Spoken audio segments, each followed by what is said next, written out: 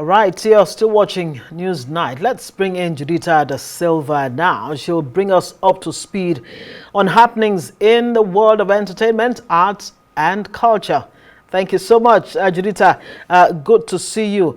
Now, Afrima, let's start with Afrima. Okay, we'll take a short break, do we? Okay, let me just take that story before I bring in Judita. Of course, you've seen her there. Now, the All Africa Music Awards, in partnership with the African Union Commission, has unveiled its 2025 nominees, marking the biggest edition yet. A record 10,717 entries were received, with 343 nominees across 40 categories. Global voting runs from September 10 to November 30 via afrima.org. Heavyweights Davido, Burna Boy, Rema, Fali Pupa, DJ Maforisa and El Grande Toto top the list, while rising stars Shali Poppy, Era Star, Molly, Himra, Tyler, Uncle Waffles and Juma Jokes also made the list. The celebration holds in Lagos, Nigeria from November 25 to 30, climaxing with a live broadcast to over 84 countries.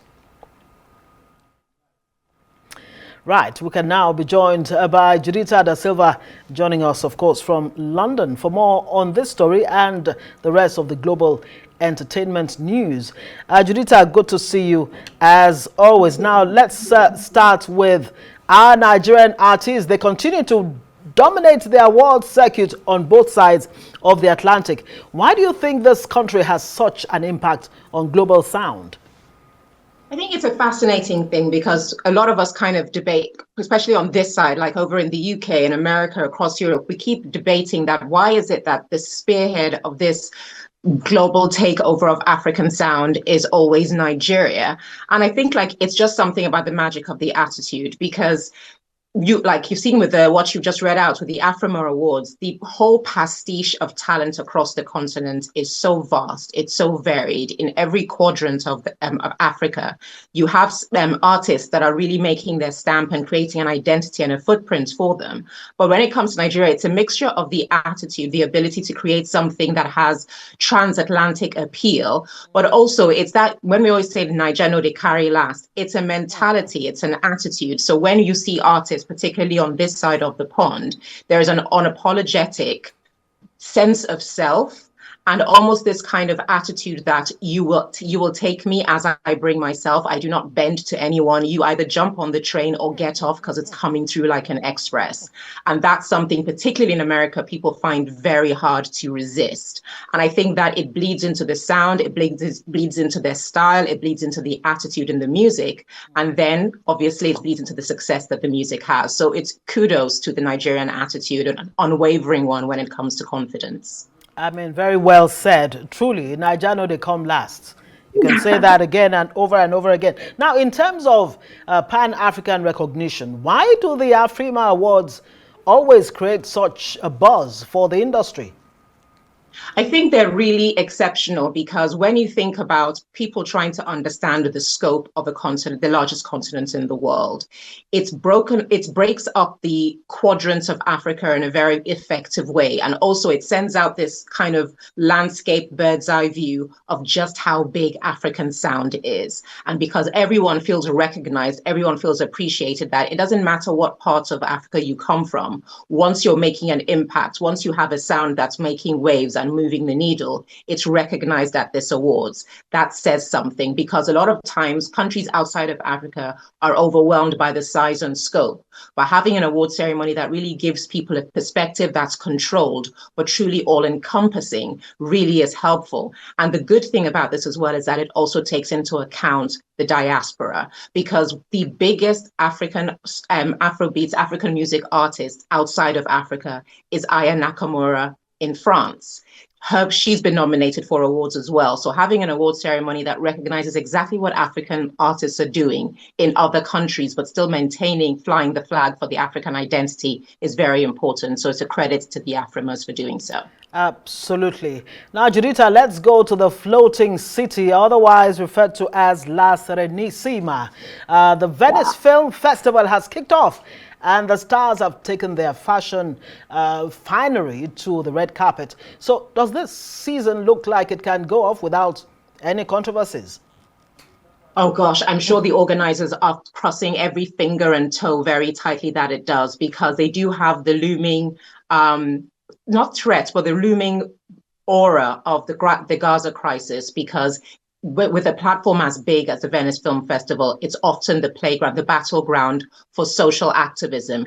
And indeed, those advocating for for a ceasefire in Gaza, for an end to the genocide, they will be there. But Venice has had to figure out a way to not be combative towards them and accommodating, while also maintaining the escapism of Venice. And with the opening night, it was La Grazia was the premiere film by Paolo Sorrentino. We saw George Clooney and Amal Clooney arriving on the water taxis, Julia Roberts, Adam Sandler, Tilda Swinton, Kate Blanchett, who took to the red carpet. So the glitz and glamour is there, but also what is great about it is that you've got actors like the Brad Pitts, like the Joaquin Phoenixes, that are backing films about Gaza and letting people know that we aren't tone deaf to the struggles of the world, while also providing that escapism that everybody loves from the likes of Hollywood. Absolutely, and there's no better time to actually need something to just, turn our attention away from the gruesomeness around us in the world. Now, what are the movies really that people are most looking forward to seeing in this competition this year? Yeah, so it's kind of like the wave of the Oscar winners, because you have Julia Roberts starring in Luca Guadagnino's After the Hunt alongside Ayo Edebiri. That is an Oscar-winning talent, so that's going to be a blue ribbon item. There's also George Clooney, who's going to be starring in Noah Baumbach's Jay Kelly, which is about an aging movie star. It's got Adam Sandler, it's got Laura Dern, who's also an Oscar winner. That's another exciting project. And then there's also the voice of Hind Rajab, which is being backed by Brad Pitt, Joaquin Phoenix, Rooney Mara, Jonathan Glazer, and a host of stars. That is a story coming out of the history of the Gaza crisis.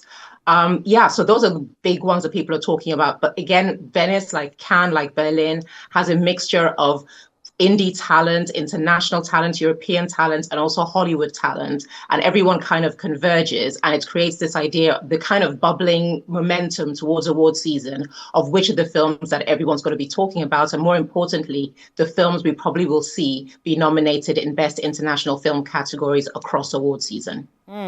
Did you see how ageless and really lovely Julia Roberts is looking? I mean, I can't stand it. It's too much. What do they put in the water? Amazing. I don't know. I don't know. We need to, have this secret. Okay, so let's talk about Twilight. I mean, Twilight fans would really, really love this one. A very popular movie franchise making a return to cinema screens this autumn. And I'm sure, of course, like I said, the fans will be lining up to see it once again. Absolutely, because they teased this, the producers of this at Lionsgate, that it was going to be coming back because Stephanie Myers, who wrote the book, the very first book in the series, was published 20 years ago. And to celebrate that 20-year anniversary, they're rolling it out across a weekend from end of October into November, and they will show all the movies in the franchise. So that whole big screen experience, they get to relive it, because everyone, even if you didn't like the film, everyone remembers where they were when Twilight took over the world and we were introduced to Kristen Stewart, Robert Pattinson, and Taylor Lautner. So yes, everyone gets to get a little bit of nostalgia back in the cinema. Yes, nostalgia indeed. At least I know where I was when Twilight was a thing. So what exactly is the motivation for bringing old movies, back to the cinema for re-release years after they made their box office debut? Is it the value for money? That is a brainchild behind it, because when you think about it, they don't have to do the production costs again, the marketing budget again, pay for all the actors to go out and promote it. You've done all of that. You're also banking on pre-existing IP that has a very strong fan base that doesn't tire of the content. And also remember, we're dealing in the time of streaming where cinemas are holding on for dear life, and everyone is doing what they can to force people to go to the cinema to watch films. So having a situation like this where you can possibly put a lot of money in the pockets of the box office, it's a salvation for the cinema industry that needs that kind of help, because we don't see the numbers at the box office that we used to, because post-COVID, the landscape of entertainment radically changed. So to actually keep the business alive, things like this are very useful, particularly going into that Christmas period when we're not seeing studios put in as many films as they used to. You had to say Christmas. You had to say Christmas. It's right around the corner. All right, that's all from our Rise correspondent, Judita Da Silva. Thank you so much. Judita, of course, is in London.